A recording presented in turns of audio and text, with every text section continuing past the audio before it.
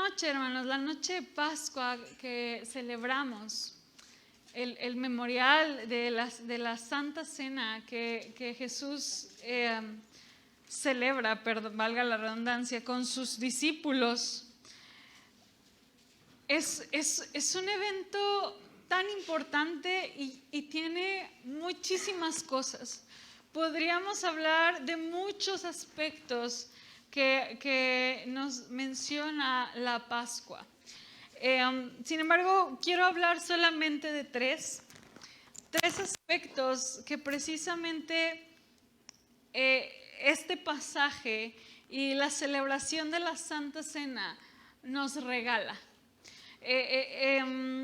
Así que acompáñenme a Lucas, pero antes déjenme entrar en contexto.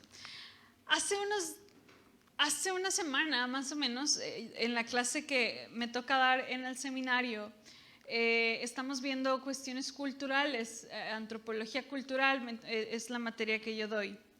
Y tuve el privilegio de entrevistar a una misionera por Zoom y hablábamos de los choques, ¿verdad? Que uno no se imagina que puede llegar a tener. Nosotros vivimos bajo una realidad, tenemos una cultura mexicana, tenemos formas de vida y hay muchas cosas dentro de las Escrituras que las tenemos, que gracias a Dios Él nos ha regalado como la imaginación para podernos ubicar en tiempo y espacio. Pero dice que ella se emocionó tanto de entender el momento que Jesús estaba viviendo. Ella era misionera en Turquía, me parece, sí, en Turquía. Y dice que para ellos, para los musulmanes, es muy común precisamente no tener una noche de Pascua, pero sí una cena muy parecida. Una cena donde la mesa es bajita, como quizás hemos visto en algunas películas de Oriente, donde se ponen almohadas quizás en el suelo y todos se sientan alrededor de esa mesa. Incluso hay esas expresiones donde la Biblia habla de que Juan se recargó en el maestro, son expresiones que ella pudo visualizar ahora en el 2010 que estuvo en aquel tiempo de misionera, y pudo como verlo de una manera muy gráfica. A nosotros nos cuesta entender mucho, nos cuesta porque no tenemos ese tipo de eventos o de cenas. La Santa Cena, hermanos, o la celebración de la Santa Cena, pudiéramos más o menos pensar lo más que se parece a nosotros pudiera ser Navidad, más o menos. Un momento en familia donde comemos, donde estamos todos juntos. Eso era la Pascua. Jesús nos lleva a traerlo a un memorial, pero ese momento que Jesús estaba viviendo no era un momento así solemne, quizás como usted y yo lo estamos tomando. Era un momento de cena, era un momento de disfrutar. Y de hecho, precisamente él empieza, en el versículo que vamos a empezar a leer, que es en el 14, en el 15 dice: cuánto he deseado comer con ustedes esta Pascua. Es decir, era el anhelo que Jesús tenía de tener un tiempo íntimo con sus amigos, un tiempo familiar. Por ahí el hermano Simón, que se lo copié por cierto, puso en el grupo de WhatsApp cómo tenía que ver en un aspecto de familia. Y regresándonos todavía más allá del evento en sí en el que Jesús estaba, la Pascua, hermanos, se relata en el capítulo 12 del libro de Éxodo. No me acompañe, usted puede leerlo en algún momento, pero si usted conoce un poco de la historia de Israel fue esclavo del imperio egipcio durante más de 400 años. Llega Moisés a libertar, Dios por medio de Moisés liberta a este pueblo, y la estrategia que Dios usa fue mandar varias plagas a Egipto para que el faraón reaccionara y dejara libre a el pueblo. La última plaga fue la plaga que se conoce como la plaga de la muerte. Y esta consistía en que precisamente la muerte entraría a cada hogar a acabar con la vida de cada primogénito, de cada primer hijo de familia. La instrucción que Dios da por medio de Moisés es que maten a un cordero. Ese cordero, la sangre de ese cordero iban a pintar los dinteles de las puertas de su casa con esa sangre, y iban a tener una cena. Tenían que comer al cordero y tenían que comer algunos otros aspectos como hierbas amargas, recordando el tiempo difícil que habían vivido, que hasta la fecha lo hacen. Quizás el próximo año tengamos algo más visual, pero ellos tenían esta cena. Esa fue la primera Pascua, e incluso les decía, la indicación era que estuvieran vestidos para salir, ¿verdad? Conocemos la historia. Esa noche el ángel precisamente de la muerte va y visita Egipto, y toda aquella casa que tenía las puertas pintadas con sangre de un cordero, el ángel pasaba de largo. De hecho, Pascua significa pasar de largo. En inglés es más, como se entiende más, porque literalmente es Passover, que es pasa de largo. Eso significa Pascua. Y entonces la Pascua para el judío, hermanos, era el día de independencia más glorioso de ellos. Y cada año ellos celebraban la cena de la Pascua esperando que Dios los volviera a libertar como lo hizo aquella vez. De hecho, una de las frases que ellos tenían dentro de la cena es: hoy estamos aquí, mañana en libertad, o mañana en Jerusalén, me parece. Era esa esperanza, era un tiempo de memorial, pero también era un tiempo de esperanza por la libertad que esperaban en su Dios. Y esta era Pascua, y todo judío iba a Jerusalén en esos días a celebrar la Pascua. Y entonces Jesús iba a celebrarla como un judío normal, como un judío con su familia y con sus amigos. Pero en ese momento es cuando Él instituye, o lo que conocemos como lo que instituye como el nuevo pacto, como la nueva Pascua, ¿sí? Acompáñenme a leer a partir del versículo 14. Dice: Cuando era la hora, se sentó a la mesa y con él los apóstoles, y les dijo: cuánto he deseado comer con vosotros esta Pascua antes que padezca, porque os digo que no la comeré más hasta que se cumpla en el reino de Dios. Y habiendo tomado la copa, dio gracias y dijo: tomad esto y repartidlo entre vosotros, porque os digo que no beberé más del fruto de la vid hasta que el reino de Dios venga. Y tomó el pan y dio gracias y lo partió y les dio diciendo: esto es mi cuerpo, que por vosotros es dado. Haced esto en memoria de mí. De igual manera, después que hubo cenado, tomó la copa diciendo: esta copa es el nuevo pacto en mi sangre, que por vosotros se derrama. Mas he aquí, la mano del que me entrega está conmigo en la mesa. A la verdad, el Hijo del Hombre va según lo que está determinado, pero ay de aquel hombre por quien es entregado. Entonces ellos comenzaron a discutir entre sí quién de ellos sería el que había de hacer esto. Todos los evangelios tienen esta historia, unos agregan más cosas, otros no la señalan tanto. Pero la profundidad o el tema es que Jesús viene y hace un llamado. En una parte de la cena, Jesús se levanta Y dice la Biblia que parte el pan y lo empieza a repartir y les empieza a decir que ese pan era de manera representativa el símbolo de su cuerpo por el cual iba a ser molido por nosotros. Entonces Jesús, asumiendo este rol de jefe de familia, dio gracias y lo parte, pero le da un nuevo sentido. El pan sería la memoria del cuerpo que Jesús fue partido y molido por nosotros. Jesús estaba ya en las últimas horas consciente de lo que estaba por pasar.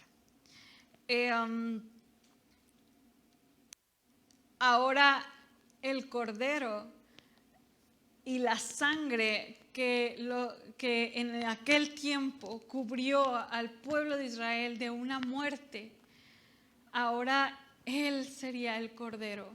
Y ahora esa sangre que iba a derramar sería aquella que impediría que la muerte eterna llegara a nuestra vida. Ahora la sangre que este cordero había de derramar en la cruz sería aquella por la cual pudiéramos nuevamente tener una amistad con Dios. La diferencia, hermanos, entre el viejo pacto que Dios hace para perdón de pecados y la Pascua,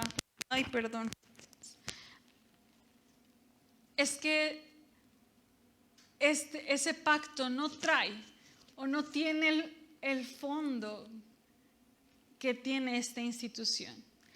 Este nuevo pacto trae una transformación.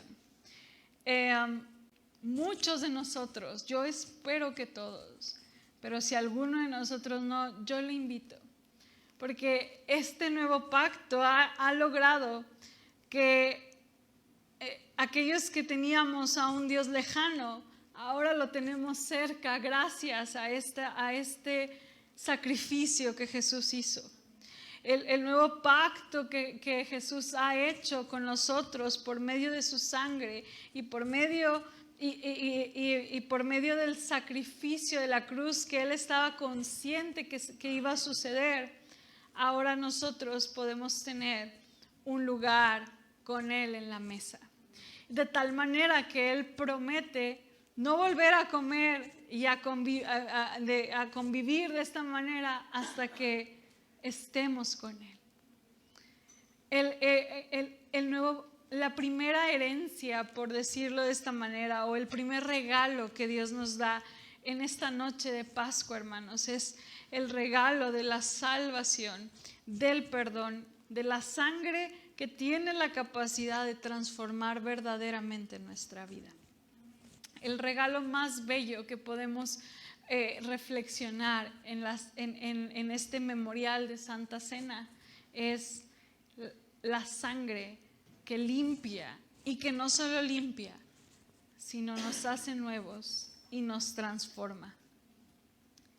En este pasaje que acabamos de leer, menciona un poco de Judas, aquel que le iba a traicionar.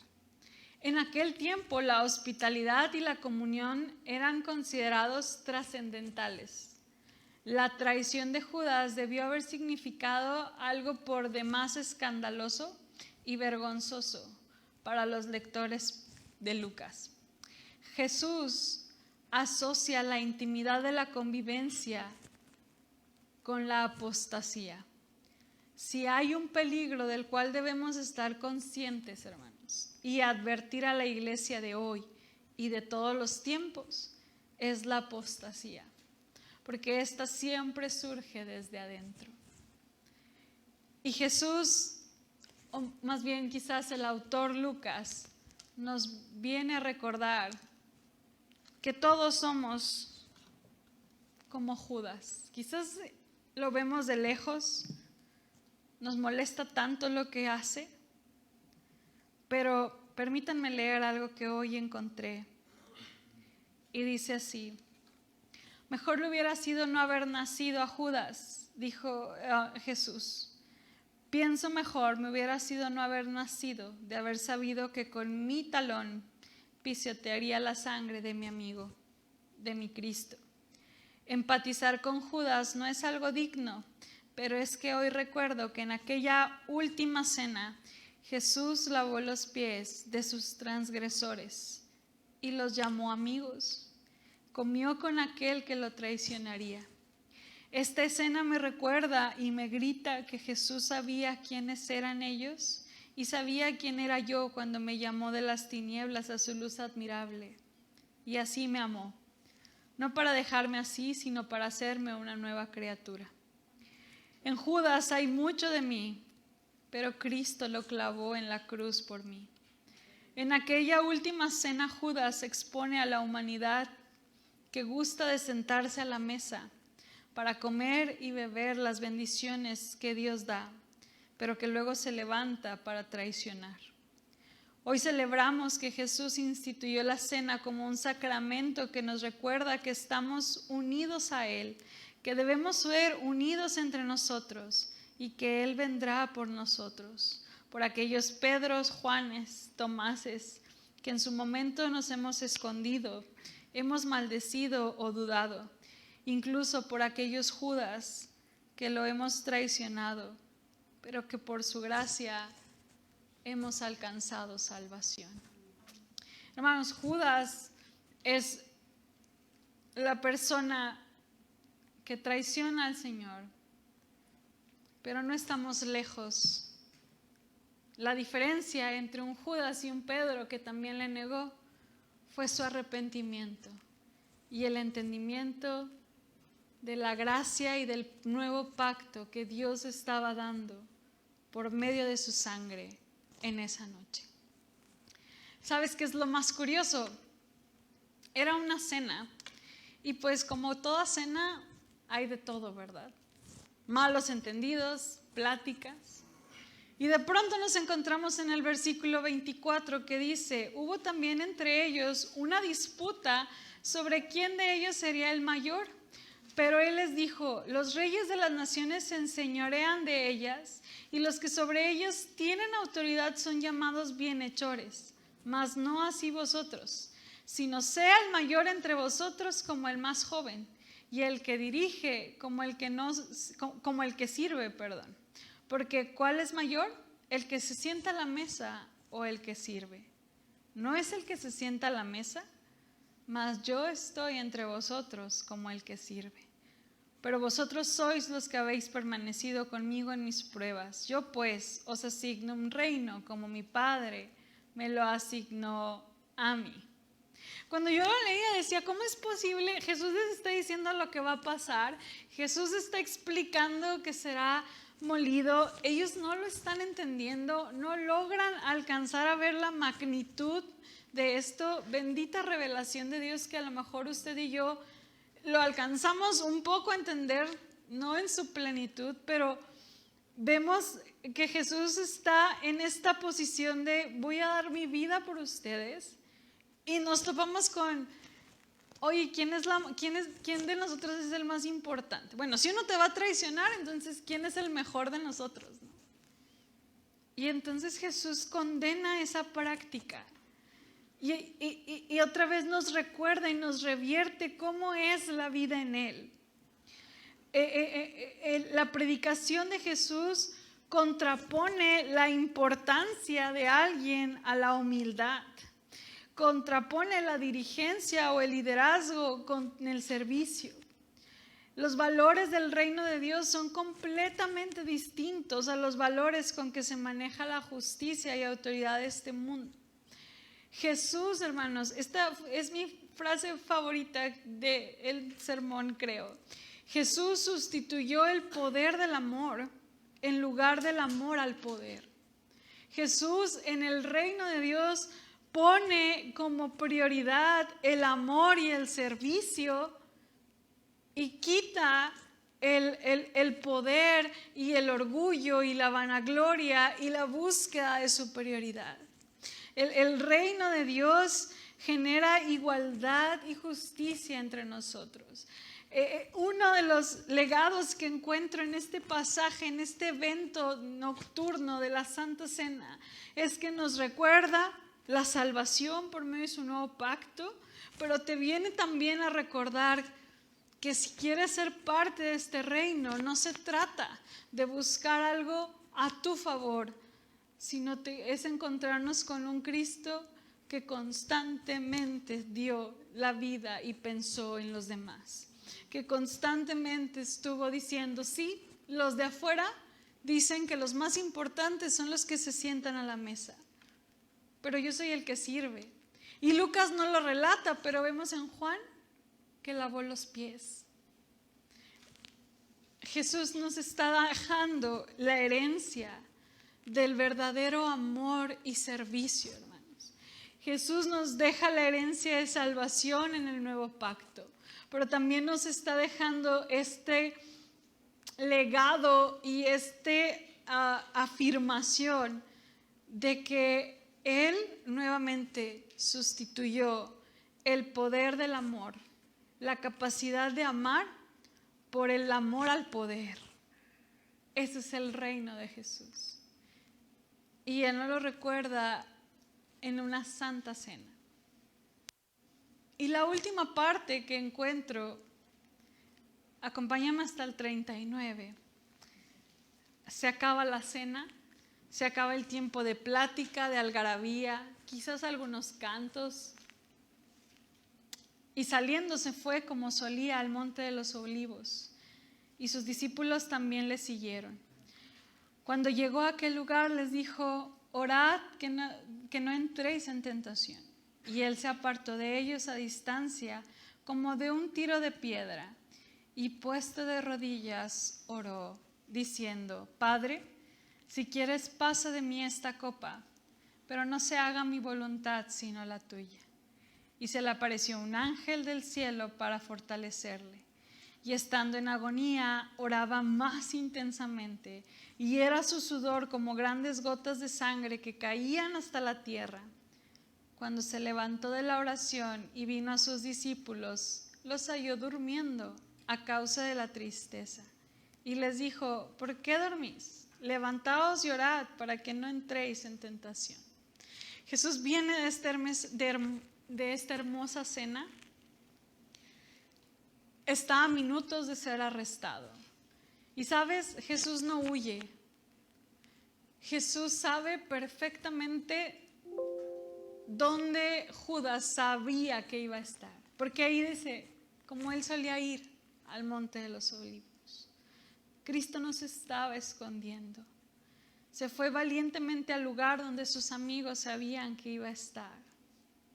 Y sabes, no recuerdo en cuál de los otros libros, pero Jesús expresa y dice, mi alma está triste hasta la muerte. O sea, estoy terriblemente mal emocionalmente. Hoy diríamos, Jesús entró en una depresión. Y me encanta porque la reconoce y tiene la capacidad de decirle a sus amigos y tenerles confianza y decirles, oren por mí, porque mi alma está triste hasta la muerte. Hermanos, este es un entre paréntesis, pero Jesús, el Hijo de Dios, aquel que es divino y humano, tenía amigos a quien podía contarle su vida. Y sabes, una comparación de los relatos y de los evangelios revela que Jesús oró 3 veces y volvió 3 veces a sus discípulos, y las 3 veces los encontró dormidos. Qué pocos se daban cuenta de la prueba y el peligro que le esperaba. Qué significativo hubiera sido para Jesús contar con el apoyo de sus amigos. Hermanos, como entre paréntesis, seamos buenos amigos. Si usted se compromete a orar por algo, de verdad hágalo.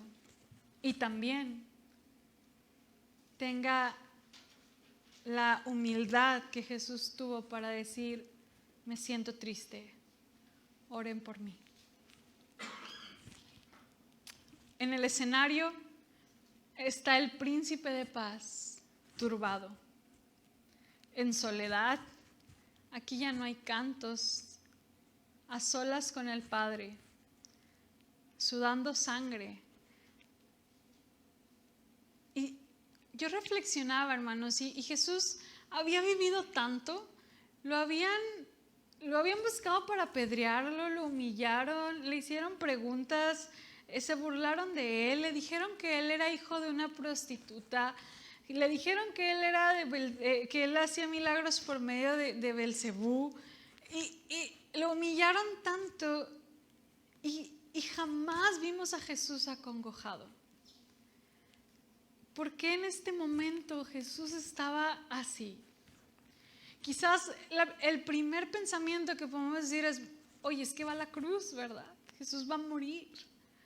Y quizás en parte sí, no es fácil o no podemos minimizar el dolor físico que Jesús iba a tener. Pero si usted y yo realmente nos ponemos a analizar, la historia habla de mártires que iban alegres a morir por causa del Señor. Hay un libro que se llama Jesus Freaks o Locos por Jesús y habla de tantas historias de mártires. En China, en los años 50, hay una historia donde dice que encontraron a cristianos adorando a Jesús y los pusieron sobre la calle y empezó una planadora a pasar por encima de ellos. Y mientras esa planadora pasaba, ellos cantaban, más amor por ti, Dios, más amor. Hay historias donde una familia estaba siendo enterrada viva por causa de Jesús y sus niños estaban siendo enterrados, sus hijos. Y entonces el misionero estaba a punto de decir, basta, negar a Cristo, pero su hijo le dijo, papá, nos vemos en un ratito. Todo va a estar bien. Y de pronto nos encontramos a un Jesús tan acongojado. ¿Será acaso que está acongojado realmente por la muerte física solamente? La verdad es que no, hermanos. Seguramente sí. Todos tenemos ese miedo de pensar en una muerte dolorosa. Yo agradezco tanto la forma en que falleció mi suegro el año pasado, dormido, ¿verdad? Es el sueño de todos, yo creo. Pero este dolor y esta angustia, hermanos, es porque Jesús estaba consciente de lo que iba a cargar en ese lugar. Jesús estaba consciente de la magnitud del pecado. Él sabía lo que el pecado es capaz de hacer. Él entendía perfectamente cuál es la magnitud de la maldad. Y esa maldad de toda la humanidad, de toda la historia, iba a ser derramada sobre él. Dice que esa copa de ira, es decir, esa justicia de Dios que se necesitaba para poder ser perdonados, la iba a cargar Jesús. Era como si su alma pura, santa, sin pecado, estuviera en este conflicto de decir, yo no quiero experimentar el pecado. Mi vida es santa y pura, yo no quiero saber qué es esto. No quiero saber qué es fallar. Hermanos, estamos en el preludio del precio que Jesús iba a pagar por usted y por mí, y no físicamente, sino el costo del pecado.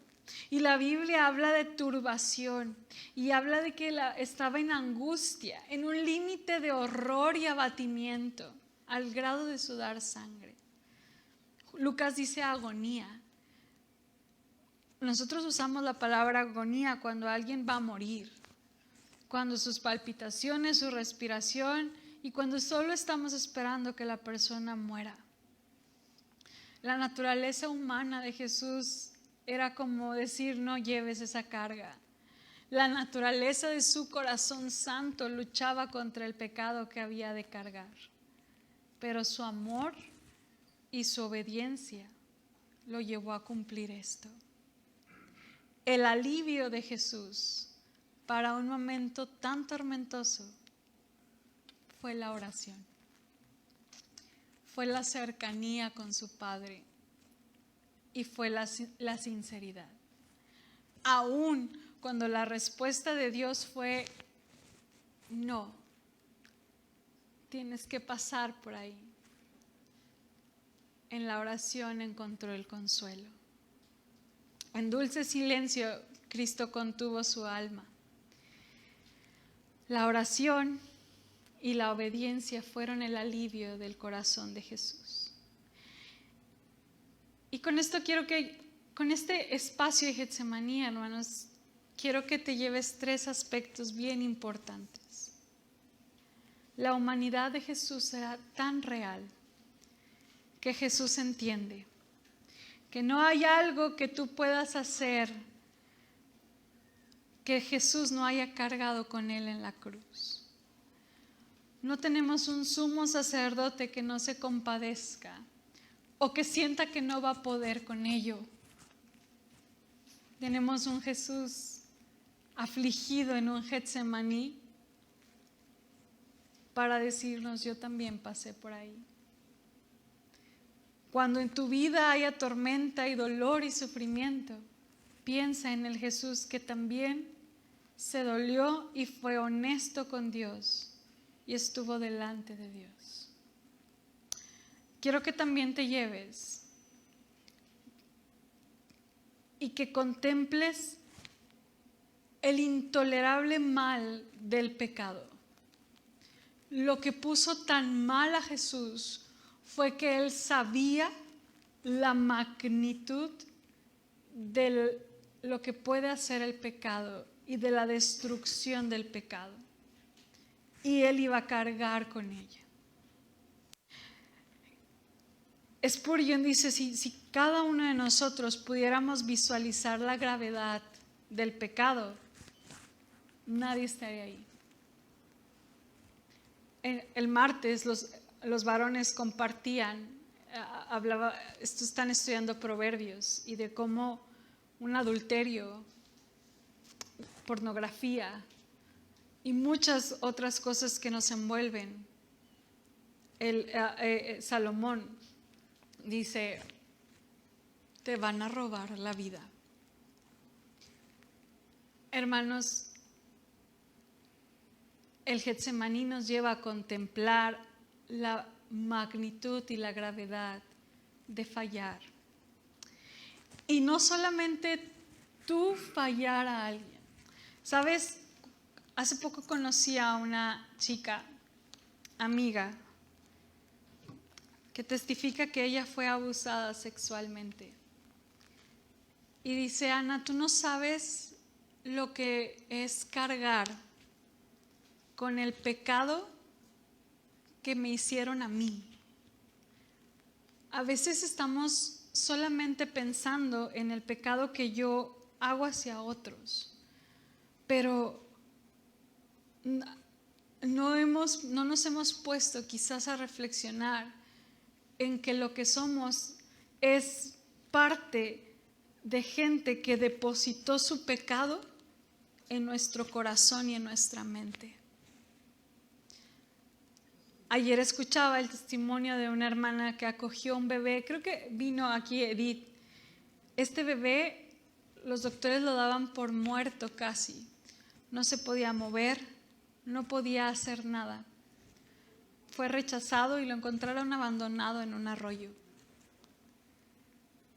Después de algunos meses, el bebé empezó a moverse y hoy es un niño sano. Esa incapacidad fue el pecado sobre él, el pecado que le cometieron a él. Todo eso Jesús lo cargó y estaba consciente de esa magnitud. Y lo último que nos invita el Getsemaní es que contemples que a pesar de ese pecado, el amor de Jesús es mayor. Porque aún siendo pecadores, Cristo murió por nosotros. en esto se manifiesta su amor, en la obediencia de Jesús. Y sabes, hoy las tormentas de tu mente, ahora Él las puede callar por haber sido obediente en aquella noche. Herencias de la Pascua o de la Santa Cena. Hay un nuevo pacto y salvación para tu vida. El reino de Cristo al que tú vienes es un reino de servicio y amor. Y también hay dolor y dependencia a Dios, como lo hizo Jesús. Les voy a repetir. Las herencias de la Santa Cena pueden ser muchas más. Un nuevo pacto, servicio y amor, tiempos de dolor y dependencia con nuestro Dios, como lo hizo Jesús en el Getsemaní. Así que,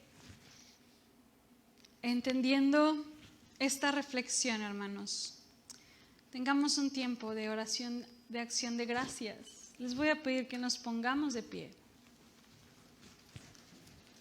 Y ahí en su boletín, en la parte de atrás,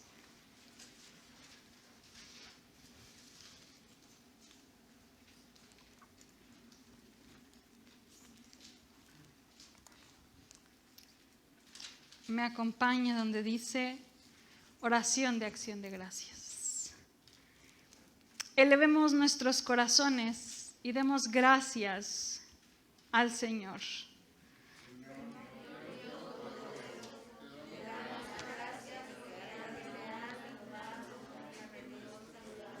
Te suplicamos que por tu gracia nos fortalezcas en la fe y en el amor ferviente el uno para con el otro.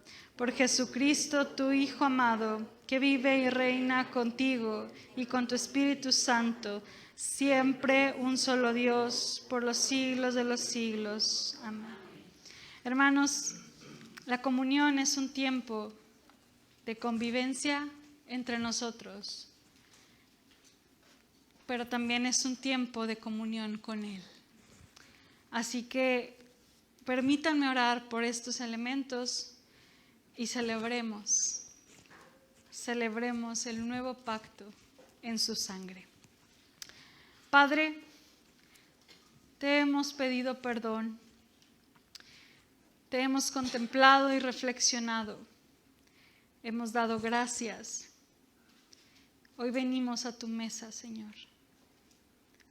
Hoy venimos a compartir el pan contigo, a tener comunión contigo y darte gracias.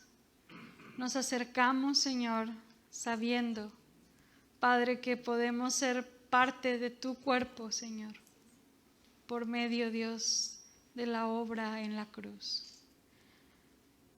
Ayúdanos a valorar, a amar y jamás, Señor, minimizar el valor de esta memoria que tú has puesto como sacramento para nosotros. Señor, reconocemos tu sacrificio y pedimos que los elementos que hemos de tomar los celebremos en comunión unos con otros y en comunión contigo. Así sea.